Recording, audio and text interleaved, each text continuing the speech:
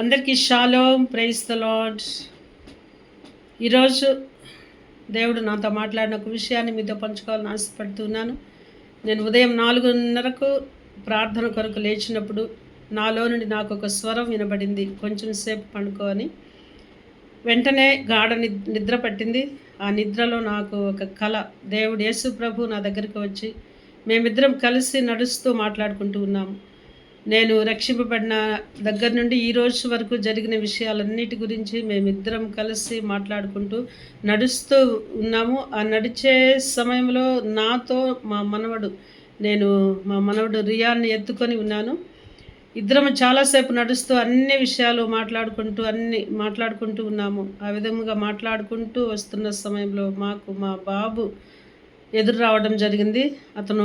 వాడు ఎదురొస్తున్నాడని మేమిద్దరం నిలబడి మాట్లాడుకుంటూ ఉన్నాము. ఆ విధంగా మాట్లాడుకుంటూ ఉన్న సమయంలో యేసు ప్రభు నాతో ఒక మాట అన్నారు, నేను వెళ్తాను, నేను ఒకసారి నిన్ను హగ్ చేసుకొని నేను వెళ్తాను అన్నప్పుడు, సరే ప్రభు అని చెప్పినప్పుడు యేసు ప్రభు నన్ను హగ్ చేసుకున్నారు. అయితే నన్ను హగ్ చేసుకోవడానికి మధ్యలో నేను ఎత్తుకున్న నా మనవడు ఉన్నాడు. అయినా సరే హగ్ చేసుకొని వెళ్తూ ఉన్న సమయంలో మా బాబు దగ్గరకు వచ్చి, ప్రభు ఈరోజు మీ బర్త్డే కదా, నేను కేక్ తెచ్చాను, తిని వెళ్ళండి అంటే, అది మీ కొరకే, మీరే తీసుకోండి అని చెప్పి యేసు ప్రభు వెళ్తూ ఉండగా మేమిద్దరము చూస్తూ నిలబడ్డాము. అయితే ఈ విషయం ద్వారా నేను గ్రహించింది, మనకి మన దేవునికి అడ్డుగా ఏది ఉన్నా మనం ఎంత ప్రార్థన చేసినా దేవుడు ఆలకించడనే విషయం నాకు అర్థమైంది.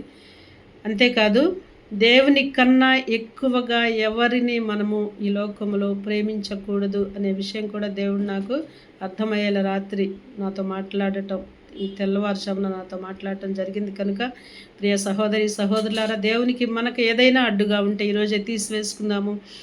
పూర్ణ ఆత్మతో, పూర్ణ శక్తితో, పూర్ణ బలముతో ఆయన్ని సేవించాలనేదే దేవుని ఉద్దేశం. కనుక ఆ విధముగా జీవించటానికి మనము ప్రయాసపడదుముగాక. Amen, amen, amen. Praise the lord. Shalom.